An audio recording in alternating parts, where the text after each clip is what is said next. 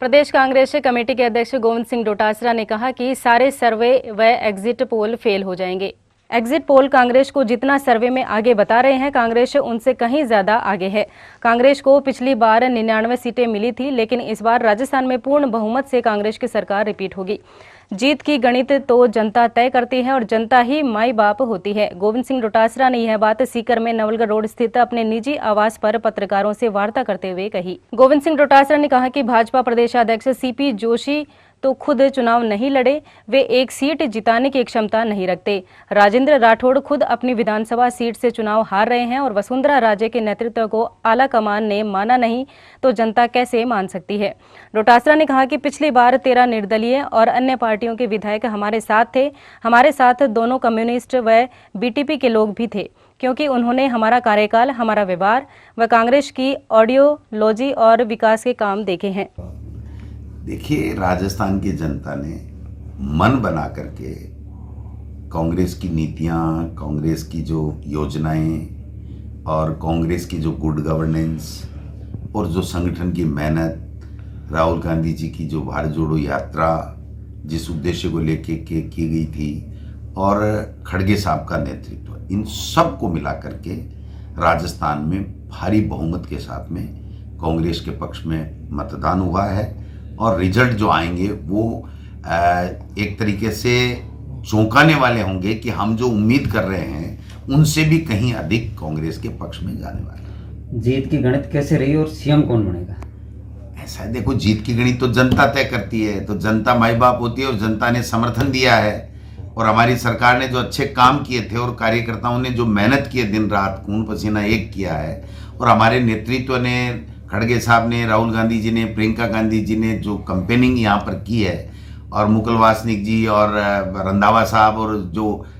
डटे रहे और सबने सबके साथ में संवाद कायम करके और लोगों को मोटिवेट किया, तो मैं समझता हूँ कि इन सब के कारण से हम लोग आज सत्ता में दोबारा आ रहे हैं। भाजपा के पीछे रहने का क्या कारण रहा और भाजपा आ गया? भाजपा तो पहले दिन से आपस में झगड़ रही थी। भाजपा की कोई नीति नहीं थी, उसके पास कोई एजेंडा नहीं था। 5 साल में उसने कोई ऐसा विपक्ष की भूमिका में कुछ किया नहीं। वो तो मुंगेरी लाल के हसीन सपने देख रहे थे, 8-10 मुख्यमंत्री बने बैठे थे।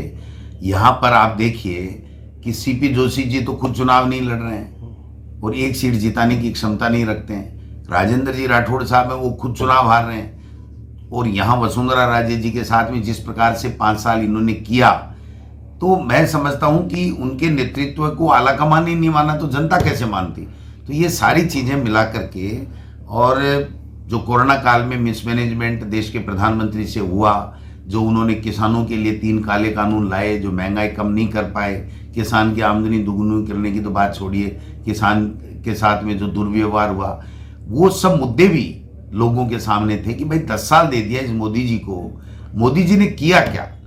एक दिन मीडिया में आके नहीं बताया कि हमारा ये विजन है, हम ये करेंगे, वो ये करेंगे। केवल कांग्रेस को गाली देना, कांग्रेस के नेतृत्व के ऊपर बार बार प्रश्नवाचक चिन्ह उठाना, ये देश के प्रधानमंत्री के लिए शोभा नहीं देता। देश के प्रधानमंत्री को ये बताना चाहिए कि हमने देश के लोगों के लिए ये किया और आगे आने वाले समय में हम ये विजन रखते हैं कि ये इस देश में करने वाले। जिस तरह की रुझान आ रहे हैं सरकारी कर्मचारियों पर इस बार सबसे ज्यादा चर्चा हो रही है, क्या यह माना जा सकता है कि अगर सरकार बनती है तो फिर ओपीएस सबसे बड़ी संजीवनी होगी कांग्रेस के लिए? देखिए, ओपीएस भी बहुत बड़ी बात है और जो सोशल सिक्योरिटी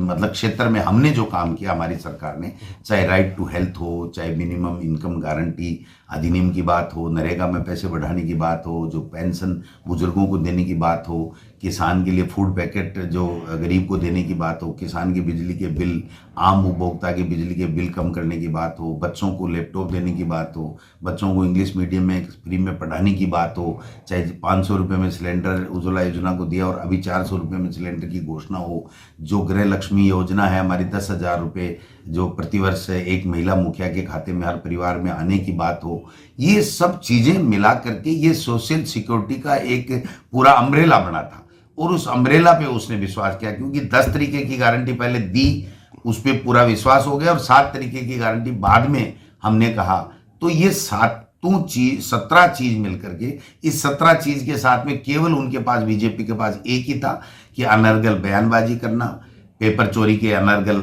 आरोप लगाना, भ्रष्टाचार की गलत बातें करना। उन्होंने कहीं भी ये विजन नहीं दिखाया कि हम राजस्थान के लिए अशोक गहलोत जी की सरकार ये नहीं कर पाई या कांग्रेस की सरकार ये नहीं कर, हम ये कर देंगे अलग से। अब आप देखिए, जैसे सरकारी नौकरियां हमने 3.25 लाख नौकरियां का मार्ग प्रशस्त कर दिया, काफ़ी दे दी, काफ़ी पाइपलाइन में है। उन्होंने अपने जन घोषणा पत्र में कहा 2.5 लाख जो है वो सरकारी नौकरियां देंगे, हमने कहा 4 लाख देंगे। हमारी बात पे लोगों ने विश्वास किया कि इतने व्यवधान आने के बावजूद भी इन्होंने 3.25 लाख नौकरियां सृजित कर दी। तो मैं समझता हूं कि हर बात में हमारे पे विश्वास किया। और एमएसपी जिसको लेकर के किसानों में बहुत बीजेपी के खिलाफ या केंद्र के खिलाफ है, उसकी भी हमने गारंटी दे दी कि हमारी सरकार आती है तो हम एमएसपी लागू करेंगे। तो किसान को, महिलाओं को लैपटॉप देना, ये जो स्मार्टफोन देना, फूड पैकेट देना, और 400 रुपये में अब सिलेंडर देने की बात करना 1 करोड़ 4 लाख को, तो ये सारी चीज़ें जो है मिला करके, पेंशन को हम दोगुनी करने का वादा हमने किया, 1000 के बजाय 2000 देंगे। ये सोशल सिक्योरिटी, जिसमें ओपीएस भी एक बहुत बड़ा मुद्दा है, क्योंकि सरकारी कर्मचारी, चाहे वो आईएएस हो, चाहे आईपीएस हो, चाहे वो आईआरएस हो, वो उनके सबके मन में है कि भाई पेंशन मिलेगा तभी हमारा बुढ़ापा सुधरेगा और हमें सामाजिक सुरक्षा चाहिए। तो सामाजिक सुरक्षा और आर्थिक सुरक्षा के लिए ये सब चीज़ें